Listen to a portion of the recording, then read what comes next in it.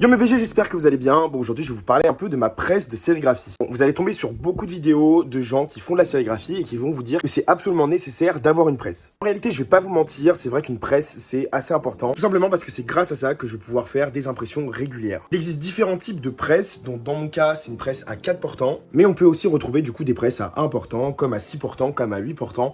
Bref, vous mettez autant de cadres que vous voulez dessus. Le truc, c'est que pour imprimer ce que je suis en train de faire actuellement, donc c'est le Visual Explorer, il faut qu'on ait un calage parfait des cadres et souvent sur des presses comme ça qui coûtent pas trop cher. Celle-là, je l'ai acheté environ 130 € et avec du coup des degrés de réglage qui sont assez rudimentaires, c'est compliqué d'avoir un résultat qui est satisfaisant au niveau de la superposition des impressions. Donc aujourd'hui, je vais vous montrer comment je règle ma presse, les paramètres qu'il faut penser à régler pour avoir une impression qui est nickel. Déjà, le premier réglage, ça va être celui de la Jeannette. La Jeannette, c'est du coup cette grande planche qui va me servir du coup de support pour mettre mon t-shirt ou n'importe quel support sur lequel je vais imprimer. Cette Jeannette, du coup, je vais pouvoir l'avancer ou la reculer pour imprimer plus ou moins loin sur mon t-shirt. J'ai la possibilité de la faire coulisser sur la potence grâce à cette partie-là que je vais pouvoir régler avec 2 vis sur le bas et 4 vis sur les côtés. Dans mon cas, j'imprime des très grands visuels, ce qui veut dire que du coup, ma Jeannette, je vais la mettre en bordure maximale, ce qui fait qu'en fait, on a un résultat où le cadre vient parfaitement dessus. En réalité, la position de la Jeannette, ça dépend vraiment de ce que vous voulez avoir comme résultat. Ce que vous conseillez, c'est de faire du coup des marquages comme ce que je viens de faire ici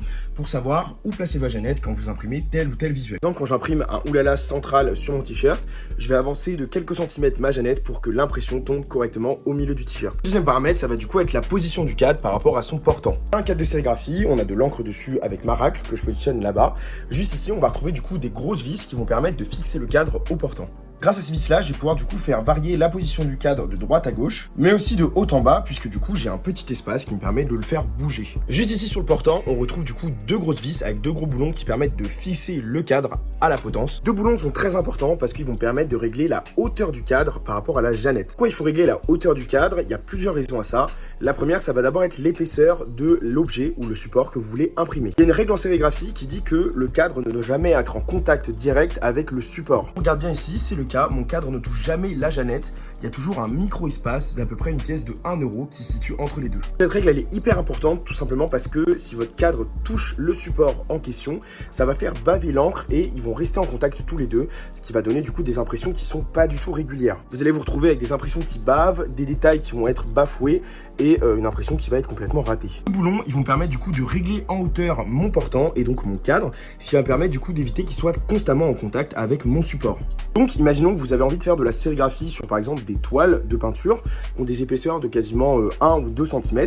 Vous allez devoir du coup régler la hauteur de votre portant et donc de votre cadre pour jamais qu'il soit en contact direct avec votre support. En réalité, les paramètres que je viens de vous citer là, c'est les plus simples à régler et c'est ceux qui paraissent les plus évidents. Mais il y a une autre pièce dans cette presse de sérigraphie que beaucoup de gens oublient et qui est indispensable pour réaliser des impressions en 4 couleurs. La pièce, elle est juste ici, elle se trouve là, il y a 2 roulements à billes dessus et 4 boulons qui viennent la fixer. C'est super importante puisque c'est elle qui va me permettre du coup de venir caler correctement mon cadre par rapport à ma Jeannette. Cette pièce-là, il va vraiment falloir la régler tout simplement parce que c'est elle qui va permettre de venir caler correctement le cadre dans cette petite encoche. Pour vous montrer ça, je vous propose du coup de juste baisser mon cadre.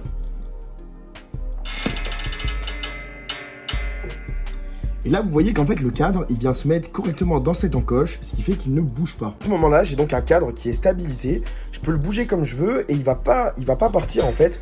Même en tapant dessus, franchement, il ne bouge pas. Ce qui fait que je vais avoir une impression qui va toujours être régulière, toujours bien placée.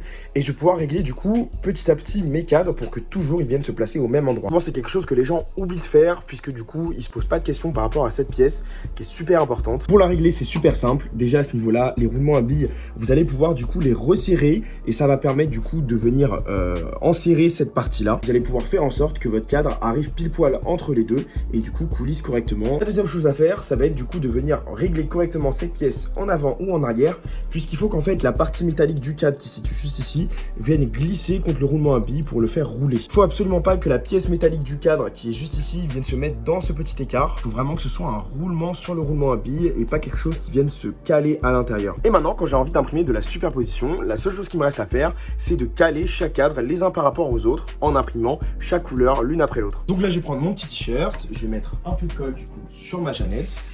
La première chose que je vais faire, c'est du coup venir imprimer mon rouge et imprimer. Hop. Il me reste plus que du coup à lever mon cadre. Et vous voyez que l'impression est parfaitement placée au milieu. Ensuite, je vais passer du coup au jaune. Avant d'imprimer, je vais venir le placer au-dessus pour vérifier qu'il se pose parfaitement là où j'en ai envie. Il n'est pas placé parfaitement au milieu. Ce que je vais faire, c'est donc que je vais enlever la racle. Maintenant, je vais venir dévisser ces deux grosses vis pour pouvoir venir régler correctement mon cadre par rapport à l'encre rouge. Il ne reste plus qu'à imprimer. Je vais pouvoir du coup prendre mon bleu et je vais venir vérifier s'il est correctement bien calé avec les autres. Donc là, mon bleu, il bouge un petit peu, ce qui n'est pas normal. Donc, je vais venir resserrer les vis à ce niveau-là.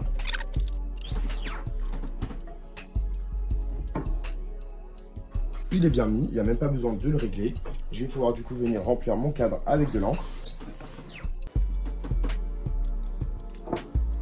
Maintenant que je viens de faire ces réglages, je vais pouvoir du coup enchaîner avec les autres t-shirts puisque du coup, je n'ai plus besoin de toucher à ma presse. Si jamais vous avez des questions sur cette presse de sérigraphie, n'hésitez pas à me les poser en commentaire. Je vous remercie à tous d'avoir regardé cette vidéo. Bye!